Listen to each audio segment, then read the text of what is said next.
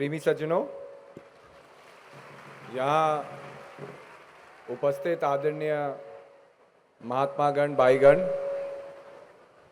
और दूर दूर से आए सभी प्रभु प्रेमी आत्माओं, आज हम सब लोग गुरु पूर्णिमा के पावन दिवस को मनाने के लिए यहाँ एकत्रित हुए हैं और जीवन में ये एक ऐसा दिन है कि हम तहे दिल से अपने गुरु महाराज जी को आभार प्रकट कर सकते हैं कि इस माया के भवसागर से निकलने का रास्ता उन्होंने हमें बताया। आप इस संसार को देखें तो ये संसार एक विचित्र नाटक है। गुरु गोविंद सिंह जी ने ये बताया कि ये विचित्र नाटक कैसे है, तो वो कर्मों का लेखा अपने जीवन का बताते हैं। वो कहते हैं, वो मंथन करते हैं कि इस जन्म में अगर मुझे इतनी बड़ी उपाधि मिली तो कैसे मिली। तो वो जब मंथन करते हैं तो उनको आभास होता है कि अपने पिछले जन्म में उन्होंने बहुत तप किए। हेमकुंड साहिब जब आज एक बड़ा तीर्थ स्थल है, वहां जाकर के उन्होंने साधना की, तो उस साधना का उनको फल मिला कि अगले जन्म में वो गुरु गोविंद सिंह जी बने। तो अगर हम संसार की इस सीख को समझें तो आपके कर्म केवल एक जन्म से जुड़े हुए नहीं हैं। आपका जो ये सफर है इस भवसागर से पार करने का, वो कई जन्मों का है। पर ऐसे क्यों होता है कि कई जन्म बीत जाते हैं लेकिन हमारी परिस्थिति, हमारी जो जीवन का ये मोह है संसार से, ये समाप्त क्यों नहीं होता। तो यही एक विचित्र नाटक है। जितना आप इस संसार से परे होने का प्रयास करेंगे, इस संसार में वैराग्य को प्राप्त करने का प्रयास करेंगे, ये संसार उसी तरह से और मोह माया आपके जीवन में पैदा करने की कोशिश करेगा। अब एक छोटा सा उदाहरण मैं आपको देना चाहूंगा। हर एक व्यक्ति कुछ समय अपने लिए निकालता है इस संसार में। आप लोग भी करेंगे।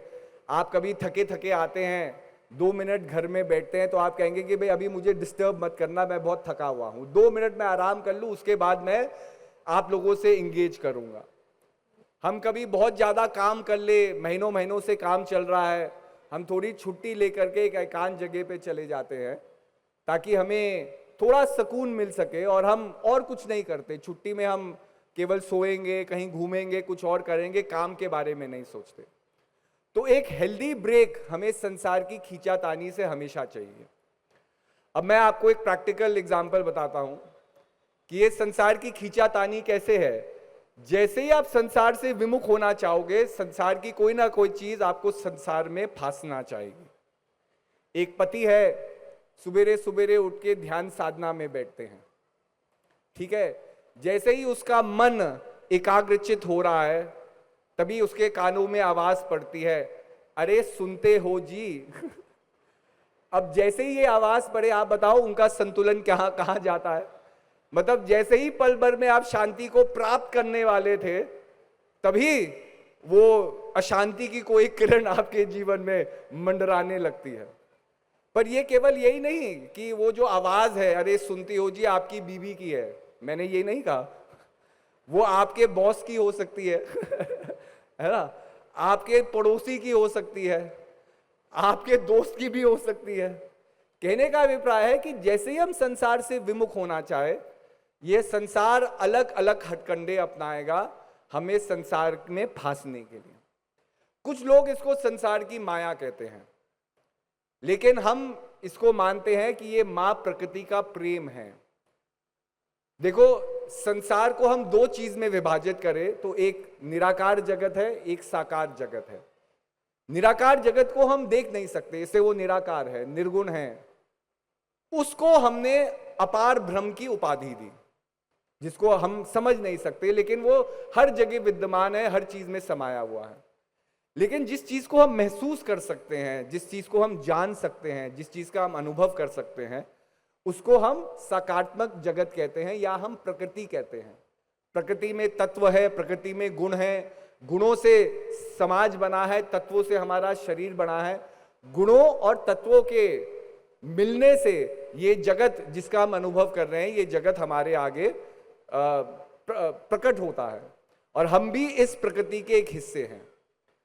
अब संघर्ष क्या है कि इस सगुण से हम निर्गुण की ओर जाए, तभी तो मुक्ति है। अगर हम तत्वों के जंजाल में फंसे हुए हैं, गुणों के जंजाल में फंसे हुए हैं, तो हम इनके प्रभावों के अधीन हैं। लेकिन अगर इनसे हम परे हो, निर्गुण को जाने, तो निर्गुण में समाने से सगुण का कोई अस्तित्व नहीं। निर्गुण में आप मुक्त हो गए, आप किसी बाउंड्री से, किसी लिमिटेशन से, किसी बाधाओं से आप बंधे हुए नहीं है। मतलब संसारिक हमने अलग अलग दीवारें बना रखी है, वो सारी दीवारें टूट जाती हैं। संसारिक दीवारें क्या है? हम अपने आप को एक नाम देते हैं, एक पहचान देते हैं, नाम के ऊपर झगड़े होने लगते हैं, पहचानों के ऊपर झगड़े होने लगते हैं। आज मुझे ये कहने की जरूरत नहीं है, देश में केवल अपनी एक आइडियोलॉजी के ऊपर कितनी लड़ाइयां आज लड़ी जा रही है। कोई कहता है ये देश बुरा है, कोई कहता है कि ये देश ठीक नहीं है, और देश लड़ रहे हैं। सबसे बड़े विडंबना की बात है, अमेरिका ये कहता है कि ईरान के पास न्यूक्लियर वेपन नहीं होने चाहिए, क्योंकि अगर इसके पास न्यूक्लियर वेपन आ जाए तो ये देश में आतंक फैला देगा। लेकिन आप मुझे ये बताओ कि ऐसा कौन सा देश है जिसने न्यूक्लियर वेपन्स का इस्तेमाल किया है? वो ईरान तो नहीं है। हमें तो हिस्ट्री बुक्स में पढ़ाया जाता है कि अमेरिका ने ही हिरोशिमा और नागासाकी में न्यूक्लियर बॉम्ब, एटम बॉम्ब का उपयोग किया। तो कहने का अभिप्राय है, डरना किसको चाहिए? जिसके पास हथियार है और वो निहत्थे पे वार कर रहा है, तो निहत्था व्यक्ति डरेगा। यहां तो ईरान के पास कोई न्यूक्लियर वेपन नहीं है, और जितना न्यूक्लियर आर्सेनल अमेरिका और इजराइल और ये जो भी अलग अलग देश मिल करके ईरान के ऊपर आक्रमण कर रहे हैं, जितना न्यूक्लियर आर्सेनल उनके पास है, उतना तो ईरान कल्पना भी नहीं कर सकता कि अपने न्यूक्लियर प्रोग्राम में वो इतने हथियार बना सकेगा। अब डरना ईरान को चाहिए कि डरना अमेरिका को चाहिए? लेकिन केवल अपनी बात प्रूव करने के लिए लोग किसी भी हद तक जा सकते हैं। तो कहने का अभिप्राय यही है कि जब हमने अलग अलग धर्म के नाम पर, जाति के नाम पर, देश के नाम पर ये दीवारें बना रखी है, तब हम इन दीवारों के अधीन ही जिएंगे। इसीलिए मुक्ति क्या है? मुक्ति है कि हम इन सब चीजों से परे हों। तो महान पुरुष निर्गुण तक जाने का एक रास्ता बताते हैं। लेकिन जो हमारी मां प्रकृति है, जितने इतने प्यार से हमें इस संसार में लाया है, इस संसार को बनाया है, मतलब अगर आप इस पृथ्वी के इतिहास को देखें तो अरबों करोड़ों सालों का इस पृथ्वी का इतिहास है कि धीरे धीरे प्रकृति ने कैसे कैसे रूपांतरण लाते लाते एक ऐसे वनस्पति को बनाया जिसमें जीवन संभव हो।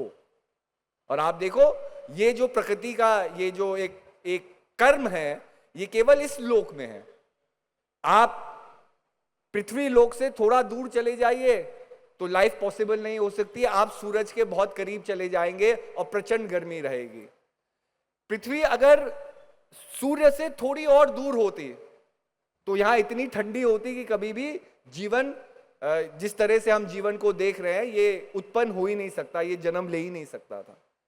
तो प्रकृति ने कितने सोच समझ से इस सोलर सिस्टम में एक ऐसे लोक को जन्म दिया जिसमें जीवन संभव है। और जीवन केवल हमारा ही जीवन नहीं, वनस्पति का जीवन, पेड़ पौधों का जीवन, जीव जंतुओं का जीवन, और जिसमें स्वयं स्वाभाविक है कि ईयर्स ऑफ एवोल्यूशन के बाद, प्रोग्रेशन के बाद मानव इस मुकाम पे पहुंचा है कि हम सबसे इंटेलिजेंट स्पीशीज के नाम पर कहलाए जाते हैं। अब इसके ऊपर भी एक बड़ा डिबेट है कि हम इतने इंटेलिजेंट है कि नहीं, क्योंकि जिस तरह से हम अपने ही पृथ्वी का नाश कर रहे हैं, ये इंटेलिजेंस को नहीं दिखाता है। जितना अडल्ट्रेशन हम संसार में कर रहे हैं, हवा में, पानी में, खाने में, ये किसी इंटेलिजेंस को नहीं दिखाता है। लेकिन सेंसरी परसेप्शन और सेंसरी जो कर्म इंद्रिय है, ज्ञान इंद्रिय है, जिसकी निपुणता हम देखते हैं, तो मानव के शरीर में, एक इंसान के शरीर में ये निपुणता सबसे उच्च श्रेणी पर है। तो कहने का अभिप्राय यही है कि मां प्रकृति माया को इसलिए पैदा करती है कि हम सब इस संसार से विमुख ना हो जाए। तो कुछ लोग संसार की माया को माया कहेंगे, बंधन कहेंगे, और कुछ लोग इसे मां का प्रेम कहेंगे, लेकिन ये समझ हमारे अंदर होनी चाहिए। अब मैंने एक छोटी सी बात कही कि भाई जैसे ही हम थोड़ा संसार में वैराग्य को प्राप्त करने की कोशिश करते हैं, तो कोई ना कोई चीज, कोई ना कोई घटना हमारे जीवन में आ जाती है जो वापस हमें अस्थिर बना देती है। हम स्थिरता की ओर जा रहे हैं, एकाग्रता की ओर जा रहे हैं, लेकिन ये हो क्यों रहा है? अब हम बड़े आसानी से जिसने वो आवाज दी, अरे सुनते हो जी, उसके ऊपर ये सारी बात डाल सकते हैं ना कि ये देखो मैं तो ध्यान कर रहा था, लेकिन इस व्यक्ति ने आके मेरे ध्यान में या मेरे ध्यान को भंग कर दिया। अरे मैं तो अपना काम अच्छी तरह से कर रहा था, लेकिन समय और परिस्थिति ऐसे हो गई कि मुझे गलत कदम उठाना पड़ा। अरे मैं तो बड़े प्रेम से अपने ऑफिस में बैठा हुआ था, मेरा बॉस ही था जिसने डांट लगा करके मुझे ये काम करने पे मजबूर कर दिया या मुझे गुस्सा दिला दिया। तो स्वाभाविक है हमारे अंदर अस्थिरता पैदा हो रही है। उसके कारण हम बाहर जगत में क्यों ढूंढ रहे हैं? क्योंकि ये भी हमारी मन की महामाया है। हम अपने कर्मों का लेखा जोखा अपने ऊपर नहीं लेना चाहते। हम ये सोचते हैं कि संसार में जो भी गलत काम हो रहा है जीवन में, वो संसार हमारे ऊपर कर रहा है, लेकिन ये बात नहीं है। एक उदाहरण आपको मैं देता हूं मन की स्थिरता के ऊपर। हम संसार को मन के दर्पण से अगर देखें तो मन इच्छाओं से, अपनी चॉइसेस से, जो चॉइस है हमारी इच्छा है, जो चीज मुझे पसंद है, जो मेरी वांट्स है, डिजायर्स है, उसके आईने से हम चीजों को देखते हैं। संसार में महापुरुष क्या कहते हैं कि संसार में दो तत्व है। एक अद्वैत तत्व है, एक अद्वैत है जिसको हम जान नहीं सकते क्योंकि हम द्वैत में जीते हैं।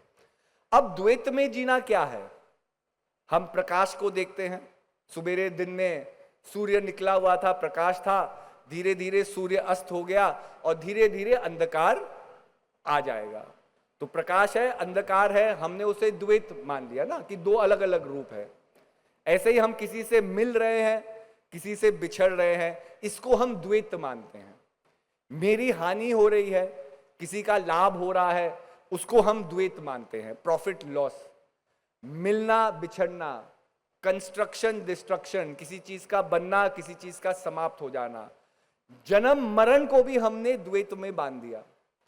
लेकिन क्या ये द्वैत द्वैत है कि वास्तविक में हमारी कामना और इच्छाओं का एक दर्पण है? जरा सोचो इस बात बारे में। द्वैत क्या है? मेरे जीवन में मैं प्रकाश को पसंद करता हूं, मैं सुबेरे उठता हूं, मैं अनेक काम कर सकता हूं, लेकिन संसार में ऐसे भी लोग हैं जिनको अंधकार पसंद है। दिन में सोते रहेंगे, रात को उठ करके वो अपना सारा काम कर लेंगे। जैसे पहले लोग ये कॉल सेंटर्स में काम करते थे, तो उनका तो काम ही रात को शाम के 6-7 बजे शुरू होता था और सुबेरे के समय तक वो कॉल सेंटर्स में काम करते रहते थे, क्योंकि उनका काम अमेरिका, लंदन के लोगों से होता था। तो जब वहां दिन होता था, हमारी रात होती थी। अब आप बता दो कि काम दिन में करना सही है कि रात को करना सही है?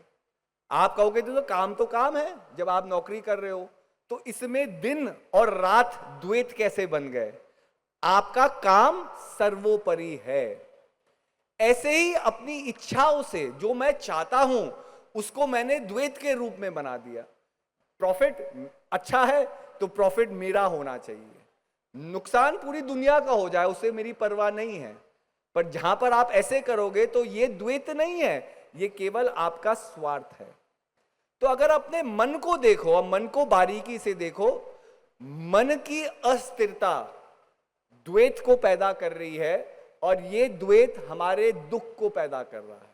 संसार में द्वैत है तभी तो दुख है। अगर संसार में समानता है तो फिर भाई मेरा मन इधर उधर क्यों भागेगा? अगर हर चीज इक्वल है तो फिर मेरे मन के अंदर कोई कशमकश नहीं होनी चाहिए, कोई खींचातानी नहीं होनी चाहिए। लेकिन मन में खींचातानी है, मन अभी भी और की कामना कर रहा है, मन अभी और चीजों को चाहता है, इसका मतलब वो संतुष्टि, वो स्थिरता मेरे मन के अंदर नहीं है। तो संसार का द्वैत नहीं है, ये तो संसार का कर्म कांड है। सूर्य उगेगा, प्रकाश होगा, सूर्य अस्त हो जाएगा, तो हम किसी से प्रोग्राम में आए हैं, मिलेंगे, जब प्रोग्राम समाप्त होगा ये थोड़ी है कि आप यहीं अपना डेरा डाल दोगे, एक टेंट में यहीं रहोगे, आप अपने घर की ओर चले जाओगे। आप अपने घर में भी जाओगे तो अपने घर में भी आप परमानेंट नहीं हो, कुछ समय के लिए आप अपने घर हो, फिर इस संसार को छोड़ करके चले जाओगे। ये संसार का कर्मकांड है। लेकिन इस कर्मकांड के पीछे अगर हम देखें तो हम अगर अपने मन को स्थिर ना कर पाए, अनुभव प्राप्त करते करते, जीवन की सीख को पाते पाते, तो इसी के लिए ये दिन हमारे लिए बहुत महत्वपूर्ण है, क्योंकि इस मन की स्थिरता हमारे जीवन में कैसे आए उसका ज्ञान गुरु महाराज जी हमें देते हैं। और देखो भक्ति का मूल क्या है। अगर हम गुरु महाराज जी के भक्त हैं तो भक्ति का मूल क्या है? भक्ति का मूल है समर्पण। अगर हमने अपने अहंकार का समर्पण नहीं किया तब हम भक्त नहीं बन सकते। आज दिन में दर्शन हो रहे थे, इतने अपार लोग आए हैं, गुरु महाराज जी भी घंटों बैठे रहे, आप सब ने देखा, सब लोग आते हैं। लेकिन कितने लोग हैं, जैसे गुरु महाराज जी ने दर्शनों की लाइन में कहा कि भाई तुम्हें धैर्य नहीं है दर्शन की लाइन में लगने का, और बात सही है। दर्शनों की लाइन लगती है, दोनों तरफ एक अपार जनसमूह खड़ा हो जाता है कि हम पहले दर्शन करें, क्योंकि उनको धैर्य नहीं है। वो देख रहे हैं कि भाई इतनी लंबी लाइन है, घंटों लग जाएंगे, तो उनके अंदर धैर्य नहीं है। अब बाबा ये समर्पण ही नहीं है कि गुरु दरबार में आकर के गुरु दरबार के नियमों का हम पालन करें। अगर गुरु दरबार में ही हम नियमों का पालन नहीं कर सकते तो संसार के कौन से नियमों का आप पालन करोगे? अगर गुरु दरबार में ही रहते हुए आप अपने आप से छल कर रहे हैं, गुरु महाराज जी के कार्यकर्ताओं से छल कर रहे हैं, तो संसार में तो सबसे बड़े छलिए तो आप ही बनोगे। मतलब वो तो उपाधि आपको पहले से ही मिल गई है। हम दरबार में आते हैं अपनी संसारिक आदतों को बदलने के लिए। हम दरबार में आते हैं कि हम कुछ और सीखें। संसार हमें और कुछ सिखा रहा है। संसार हमें यह सिखाता है कि अगर तुम्हें बस में कुर्सी मिल जाए, किसी के लिए ना उठना। और ये हम देखते ही हैं, हम कितनी बार हवाई जहाज में घूमते हैं, तो जब हवाई जहाज जाना होता है एयरपोर्ट से हवाई जहाज तक, तो लोग ऐसे भागते हैं, क्योंकि उसमें तो बस में खड़े होने की जगह ज्यादा होती है, कुर्सियां कम होती है। लेकिन जैसे ही दरवाजे खुलेंगे लोग ऐसे भागते हैं, ये ना देख करके कि वो किसी बुजुर्ग को धक्का मार रहे हैं, किसी वृद्ध को धक्का मार रहे हैं, लेकिन सबसे पहले वो कुर्सी मेरी हो जाए। केवल 5 मिनट के सफर के लिए हम इतने स्वार्थी हो जाते हैं। और अगर कोई बुजुर्ग व्यक्ति हमारे आगे भी खड़ा है तो हम खिड़की से ऐसे देखने लगते हैं ताकि वो रिकग्निशन ना होगा ना, क्योंकि अगर देखेंगे और वो बुढ़िया माई देखेगी तो कुर्सी खाली करनी पड़ेगी। तो आदमी कैसा हो जाता है, आप देख लो। अभी हम दिल्ली की ओर निकलेंगे, दिल्ली के एक एक फ्लाईओवर के नीचे आपको छोटे छोटे बच्चे मिलेंगे। किसी लड़की ने टोपी पहन रखी होती है, जिसे जो पहले लोग नटक जिसको कहते थे कि वो जो नौटंकी करते हैं, तो पहले एंटरटेनमेंट टीवी का तो होता नहीं था, तो ये नौटंकी करने ही वाले आकर के लोगों को एंटरटेन करते थे। आपने पुरानी पिक्चरों में देखा होगा कि बंबई में उन्होंने एक रस्सी लगा रखी है, एक लड़की रस्सी पे चल रही है, चारों ओर लोग खड़े हुए हैं, और जब वो उसकी प्रस्तुति खत्म हो जाती है तो एक कटोरा लेकर के वो सबसे मतलब कुछ ना कुछ मांगते हैं और कुछ ना कुछ लोगों को मिलता है, तो वो उनकी आमदनी हो जाती है। आज मोबाइल फोन आ गए, टीवी आ गए, वो माध्यम एंटरटेनमेंट का समाप्त हो गया। लेकिन आज भी दिल्ली में आपको मिल जाएंगे, फिर एक लोहे की रिंग लेकर के मतलब वो लड़की पूरे रिंग से गुजरेगी, मतलब छोटी छोटी वो अपना कलाकारी दिखा रही है ताकि लोग उसको अप्रिशिएट करके कुछ दे। अब वो बच्ची हंसती हंसती इस काम को कर रही है, हंसती हंसती हर एक गाड़ी पे जाएगी, गाड़ी में बैठने वाला उसकी मदद कर सकता है, अब मदद नहीं कर सकता तो एक बिस्किट का पैकेट दे सकता है, पैसे नहीं दे सकता तो एक मुस्कुराहट ही दे सकता है कि मेरे पास कुछ नहीं है लेकिन तुमने बहुत अच्छा काम किया। लेकिन गाड़ी का कोई व्यक्ति नहीं है जो अपना शीशा नीचे करता है। तो कहीं ना कहीं हम संसार में जो संसार सीख हमें दे रही है वो एक बहुत अलग सीख है, और हम इसको सत्य मान लेते हैं। हम कहते हैं अरे नहीं, इनकी मदद ना करो, इनका तो गैंग है। हम जस्टिफाई करने लगते हैं ताकि हम अच्छे ना बने। तो ये क्या मन की अस्थिरता है? अगर हमने ये सब संसार में इन सब चीजों को पा भी लिया तो हमें संसार में क्या मिल गया? लेकिन जब हम गुरु दरबार में आते हैं, करुणा क्या है, प्रेम क्या है, कंपैशन क्या है, किसी की मदद करना क्या है, किसी के लिए साथ खड़ा होना क्या है, ये सब चीज दिखाई देती है और ये सीखने को मिलती है। जब श्री हंजी महाराज गुरु पूर्णिमा का कार्यक्रम पहले पहले प्रेमनगर में मनाते थे, तो आपका जो दिव्य निवास है और शिव जी की जो मूर्ति है उसके बीच का जो गार्डन है, अब तो वो एक हो गया है, मतलब उसको एक बना दिया गया। बीच में से पहले उसमें भी एक बीच में से एक रास्ता था, मतलब दो हिस्सों में वो बगीचा डिवाइडेड था। जब एक बगीचा, उसका एक आधा बगीचा भर जाता था तो लोग कहते थे गुरु महाराज जी बहुत बड़ा प्रोग्राम हो गया। उस 100 लोगों से एक मूवमेंट शुरू हुआ, एक सोच शुरू हुई, और आज देखो इतना ये बड़ा पंडाल हमने लगाया है, लेकिन इतना बड़ा पंडाल भी आज छोटा पड़ गया है।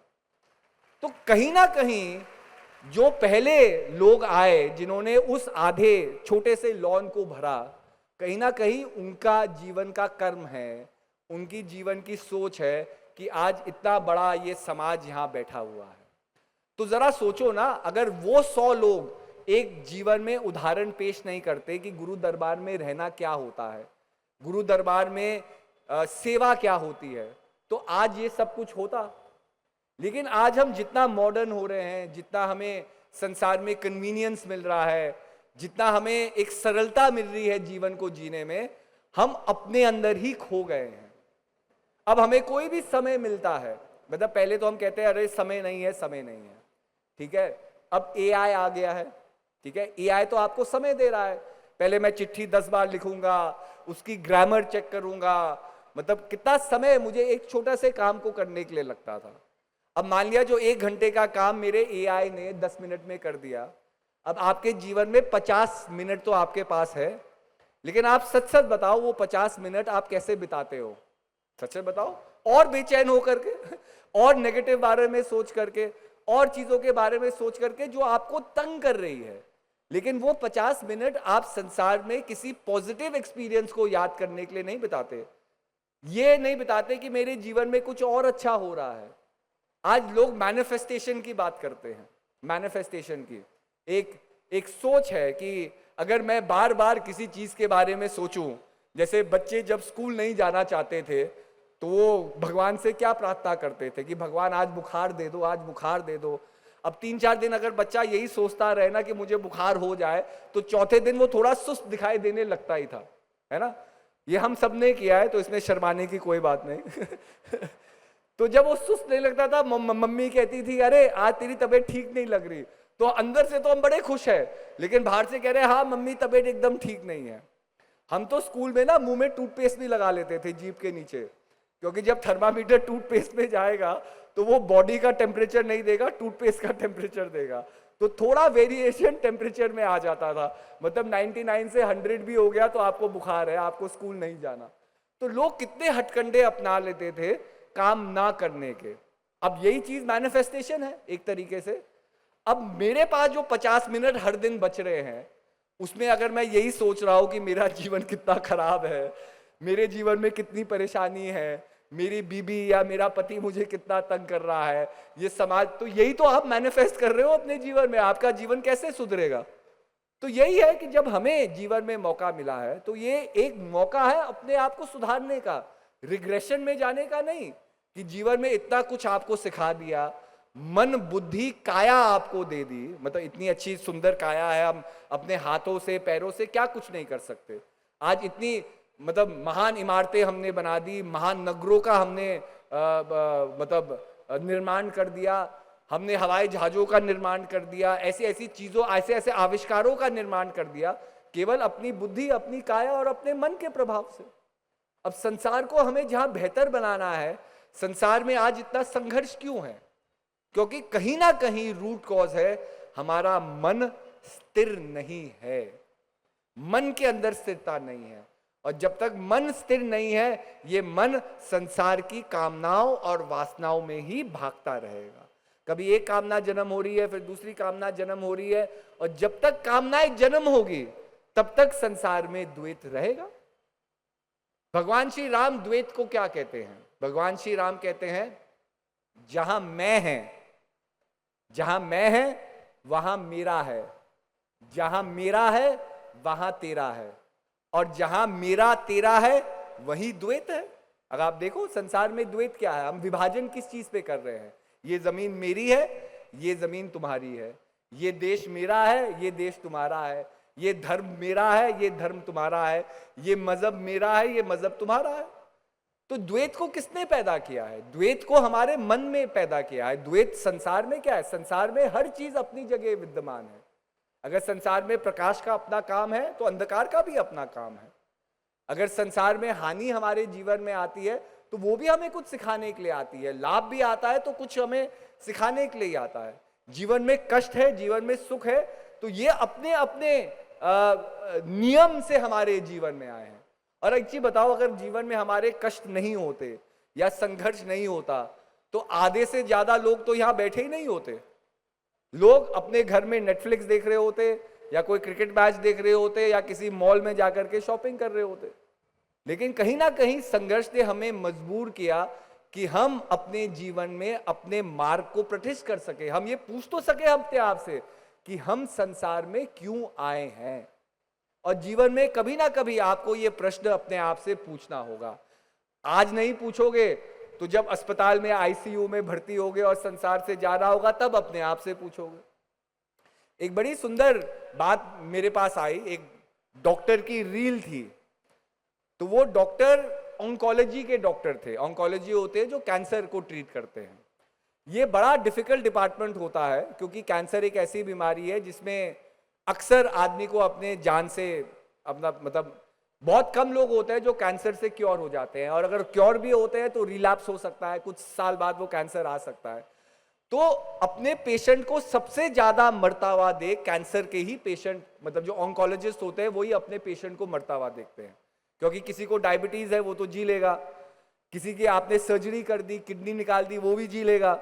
लेकिन जो कैंसर के डॉक्टर होते हैं कॉन्स्टेंटली डेथ को देखते हैं, कॉन्स्टेंटली। क्योंकि अगर वो किसी को समय भी दे रहे हैं तो ये नहीं कि उसको जीवन दान दे सकते हैं। किसी को 1 साल दे देंगे, किसी को 2 साल दे देंगे। आज दवाइयां बहुत बेहतर हो गई है तो 5 साल किसी को मिल जाएगा, लेकिन अंत में वो कैंसर शरीर के ऊपर हावी हो ही जाता है।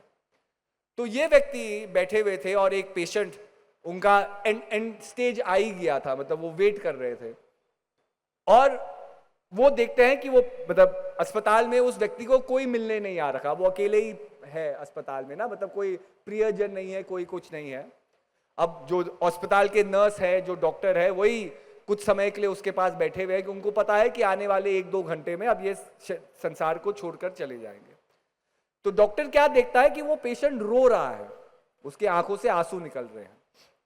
जब वो पेशेंट से पूछता है कि भाई आप रो क्यों रहे हो, कि आपको डर लग रहा है कि आप मरने वाले हो, मतलब क्योंकि उसकी अंतिम वो घड़ी है, आने वाली है। तो कह रहे नहीं डॉक्टर साहब, मैं इसकी वजह से नहीं रो रहा हूं। आज मैं संसार को छोड़ करके जाने वाला हूं, तो मेरे जीवन में केवल एक ही एहसास मुझे आज हो रहा है कि मैं अपने जीवन में बहुत अच्छे कर्म कर सकता था। मैं बहुत अच्छा व्यापारी था, मेरी बहुत दुकानें थी, लेकिन मैंने और लोगों को, जो लोग मेरे से नीचे काम करते थे, कभी मैंने उनको अच्छी तरह से ट्रीट नहीं किया। मैं उनके ऊपर मतलब उनको डांटता था, उनको पीड़ित करता था ताकि मेरा प्रॉफिट ज्यादा हो, और मैं जीवन को ऐसे ही जीता गया। और आज इस समय मुझे एहसास हो रहा है कि मैं जीवन में एक अच्छा इंसान भी बन सकता था। मैं लोगों को दुख देने की जगह लोगों के दुख कम कर सकता था, लोगों को परेशानी देने की जगह लोगों की परेशानियां मैं कम कर सकता था, लोगों के चेहरों पे मैं मुस्कान ला सकता था। और मैं रो इसलिए रहा हूं क्योंकि मैंने अपने जीवन को उस अहंकार में जिया। तो आज इस अंतिम घड़ी में मेरे आसपास कोई नहीं है, मेरा अपना कोई नहीं है, केवल अनजानों के बीच में मैं इस संसार को छोड़ करके जाऊं।